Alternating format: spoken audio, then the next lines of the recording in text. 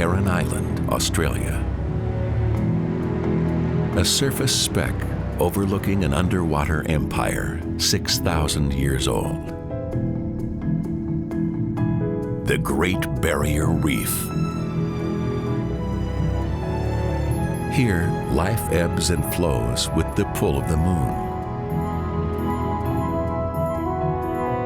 By day, barracuda, sea snakes, and shovel-nosed sharks prowl the shallows. At night, an alien world comes to life. And at the reef's heart, a creation not of this world.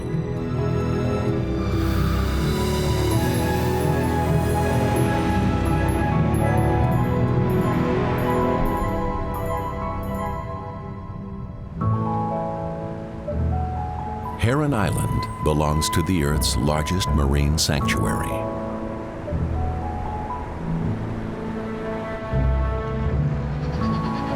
Visible from space, Australia's Great Barrier Reef stretches over 1,250 miles, the distance from Boston to Miami. Anchoring the southern end is Heron Island. The island brims with life, but it took centuries of disaster to emerge. After cyclones and quakes, broken corals and animal bones piled up. Their remains formed the beach.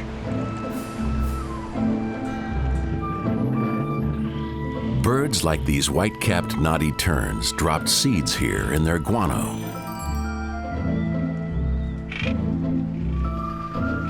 Over time, a rich soil developed, the seeds rooted, and a home grew for the terns.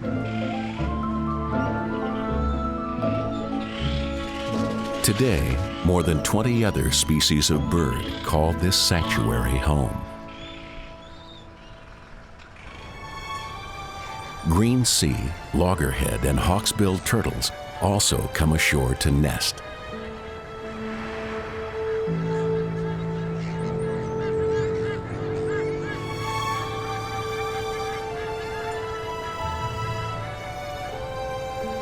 It's late October, and these female green sea turtles struggle up the beach.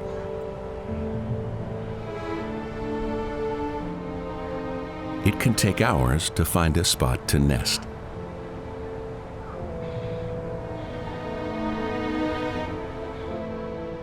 They're not alone.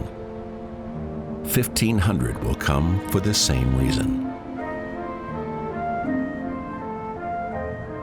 Some have traveled over 700 miles.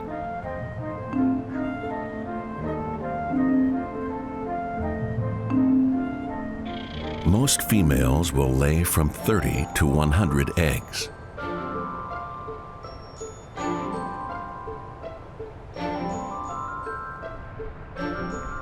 Come morning, back to the water. This loggerhead weighs over 300 pounds. It takes all her strength to reach the surf. Over the next 3 months, she will return up to 5 more times to lay eggs.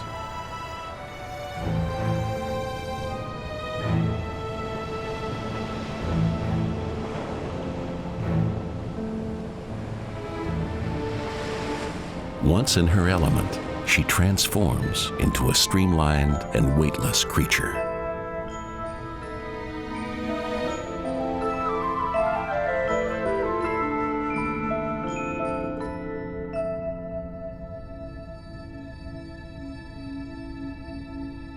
Heron Island is ringed by a seascape built entirely from coral.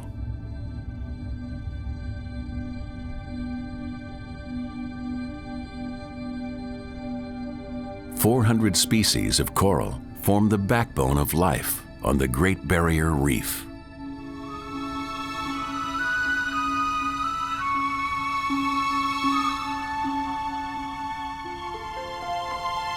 All reefs need sun to survive. Like plants in a rainforest, corals rely on photosynthesis to turn sunlight into energy.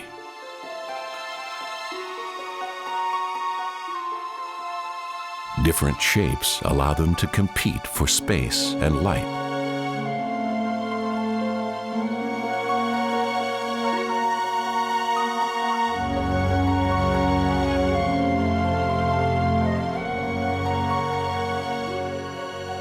Table corals spread out like giant solar panels.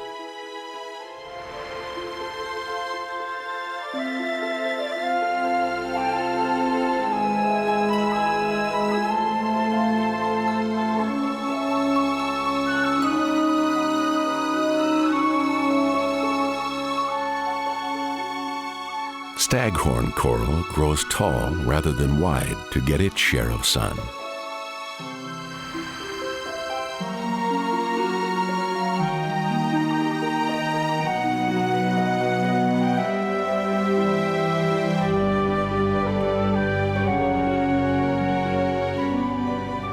The brain coral's sheer size and weight give it access to the sun while keeping it anchored during storms.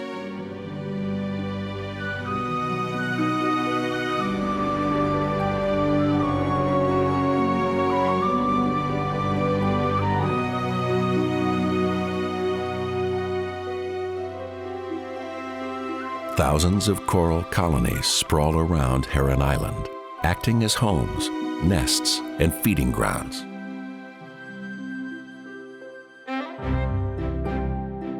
For small fish with no means of defense, the reef offers their only protection. Damselfish won't venture more than a few feet from home.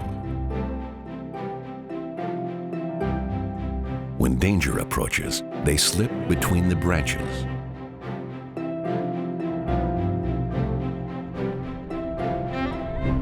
Today, the danger is yellowtail barracuda.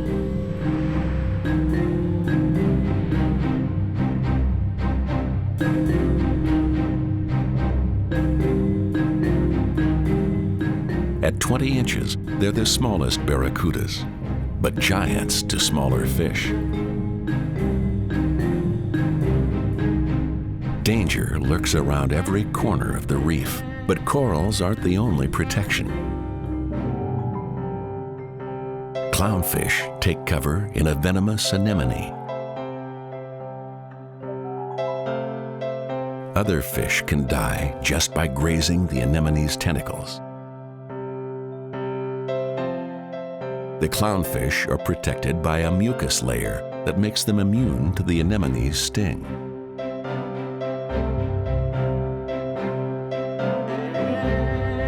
The fish build up resistance over time by thickening their mucus covering.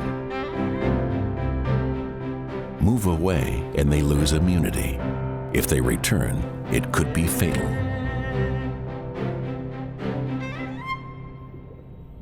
The anemone's first cousin is more nomadic, the jelly.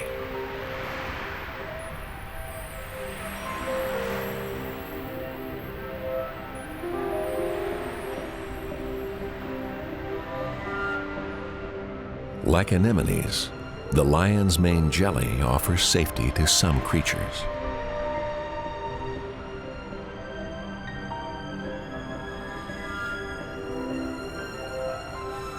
With its venomous tentacles, the jelly itself seems untouchable. But not to the green sea turtle. It's immune to their toxic sting.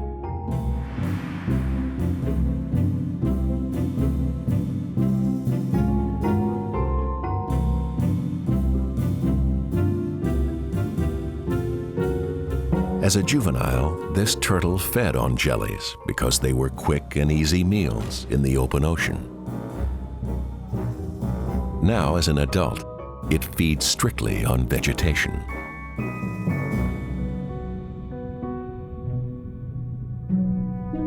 Toward sundown, schooling bait fish dance in unison like one giant organism.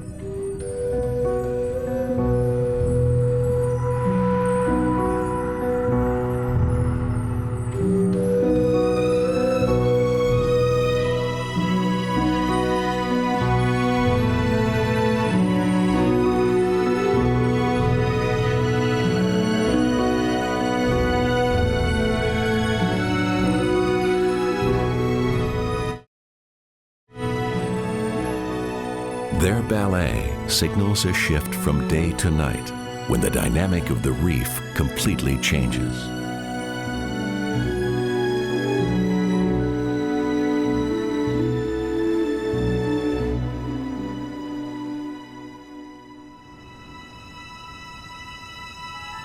On the reef, life follows the rhythm of the moon.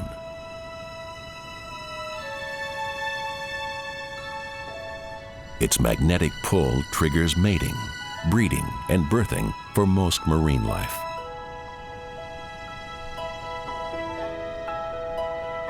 Three months have passed since the green sea turtles laid their eggs.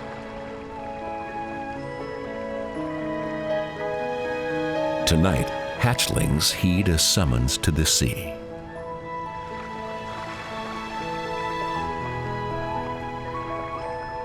Pure instinct drives them toward water.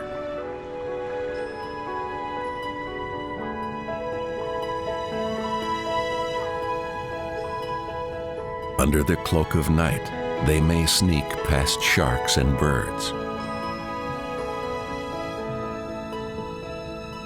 They'll swim non-stop for at least 24 hours to put distance between themselves and shore predators.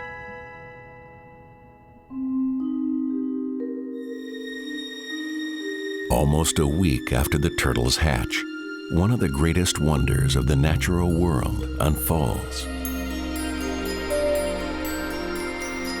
A wave of life sweeps across Heron Island's reefs.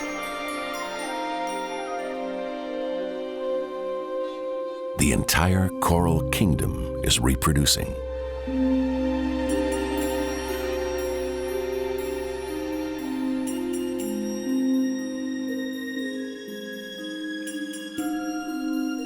In unison, millions of corals unleash bundles of egg and sperm. This is a coral spawning.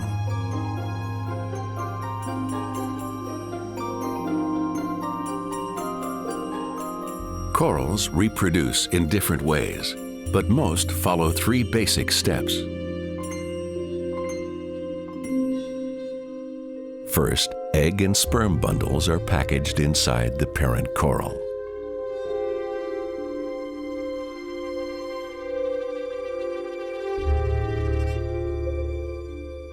Next, the coral releases the bundles 3 to 8 days after the full moon.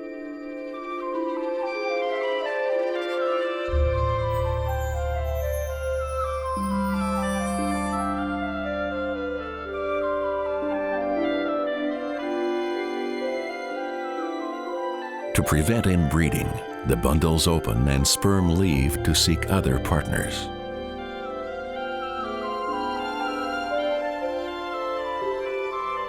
The fertilized larvae can drift hundreds of miles before finding a home.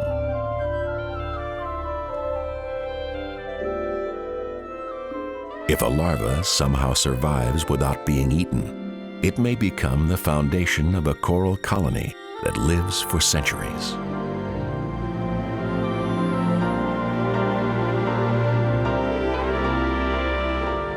Resembling streamers on New Year's, these party favors are actually polychaete worms. Parents reproduce by breaking off segments of their own bodies. The new strands will grow into adults up to 6 feet long.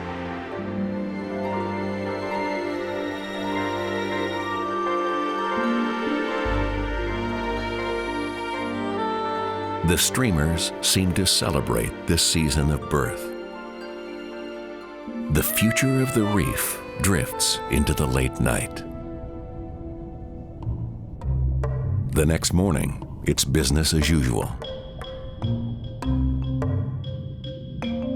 Reef residents seek out specialists who provide premium health care. Unable to clean themselves, many rely on a tiny fish called the cleaner wrasse. Marked by distinct black and blue lateral bands, the cleaner fish never lacks for customers.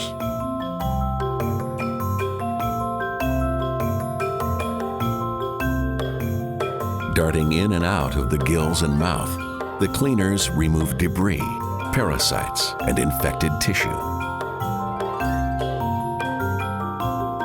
Without their help, most reef fish could succumb to infection.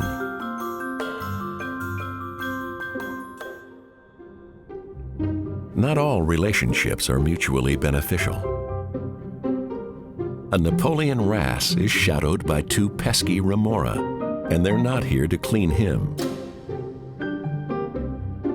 They're here for protection, transportation, and leftovers.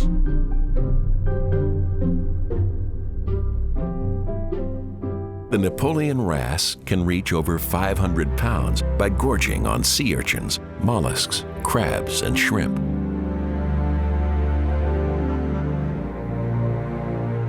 Without the reef, he won't survive. CO2 emissions worldwide are lowering the ocean's pH levels. Healthy corals like these are at risk. 70% of the world's reefs are damaged or are dying. Heron Island may be suffering the worst trauma in its history. Global warming isn't the only threat. An army of invaders advances from the north.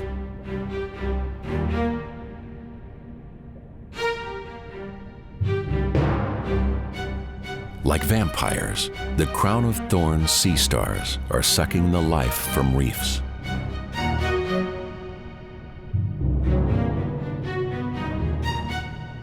Once they wrap their arms around healthy coral, it's all over. Their digestive fluids dissolve the coral's tissues, leaving behind a white skeleton.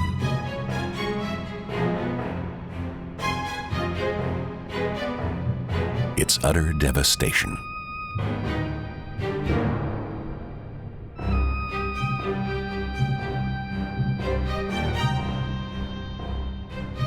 Covered with venomous thorns, the sea star has few predators.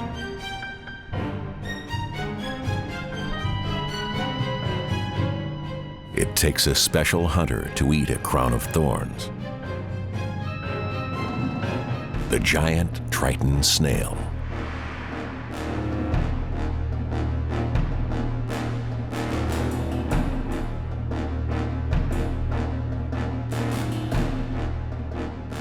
It can sniff out and chase down the sea star. The snail pins down the star with a sticky foot.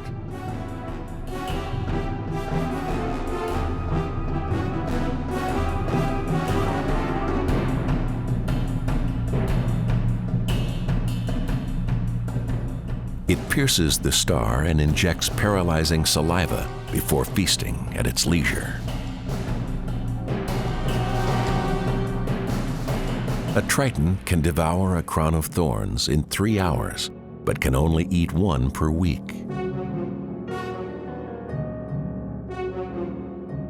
Crowns reproduce faster than Tritons can devour them.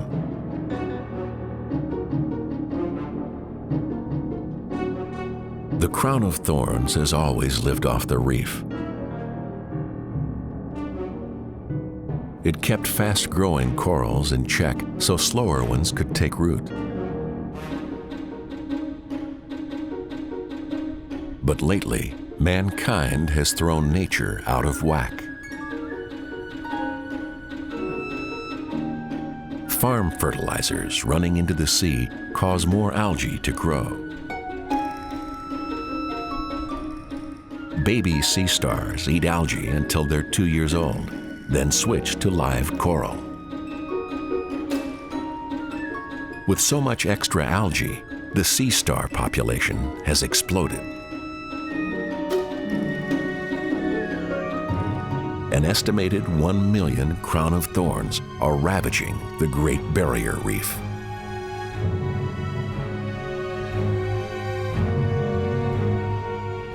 It's only a matter of time before they reach Heron Island.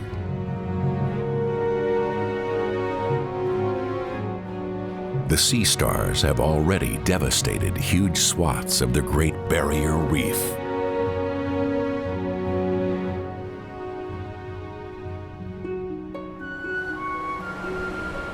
Almost 400 miles north of Heron Island, an unusual reef remains safe from the crown-of-thorns. It sits alone in the open ocean. The seabed here is smooth and sandy, but coral polyps need a hard surface to attach to.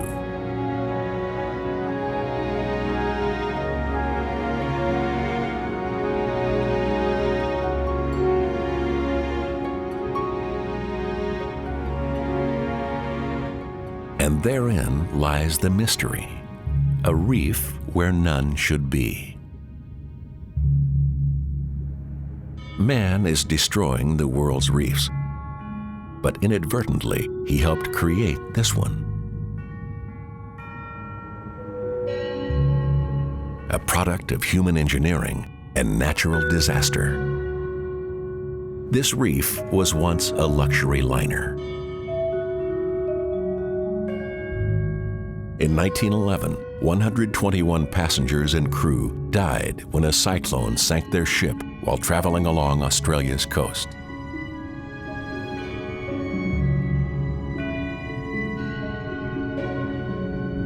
The SS Yongala lay undiscovered for 50 years. Today, only a steely skeleton remains. The ship has become a vibrant, living memorial.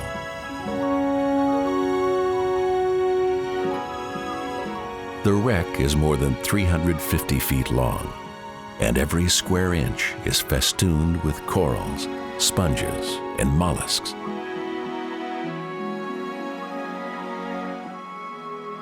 This decorator crab is a master of disguise. Using sticky saliva, it glues pieces of the reef to hook-shaped hairs on its shell. If it moves into new turf, the crab will redecorate itself to blend in. Predators constantly inspect the wreck.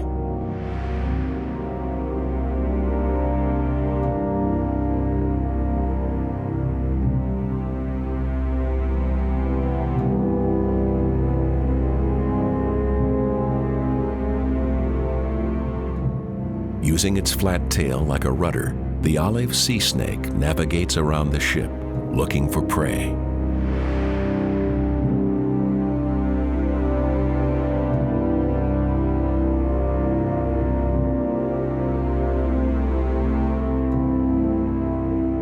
Shrimp, crabs, fish eggs, even eels are fair game.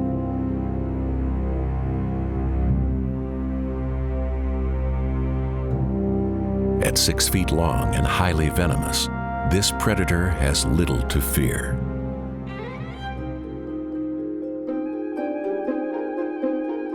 A resident hawksbill searches what was once the deck for dinner.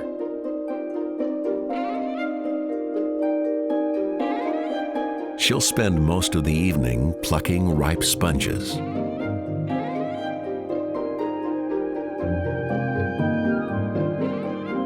By removing sponges, she frees space for new communities to settle.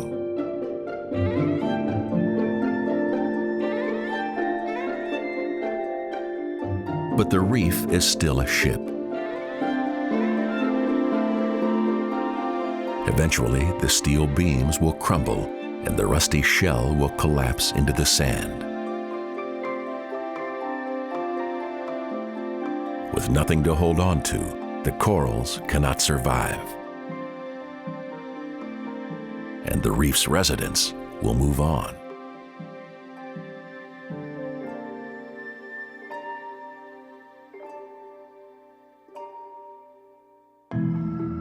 The Great Barrier Reef still reigns as one of the world's 7 natural wonders. soft corals capture the essence of the reef, both fragile and resilient. Global warming will take decades to reverse. Reefs worldwide will keep dying.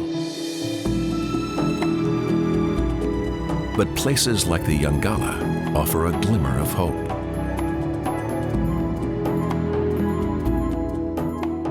It's a signal of nature's ultimate adaptability and tenacity to survive.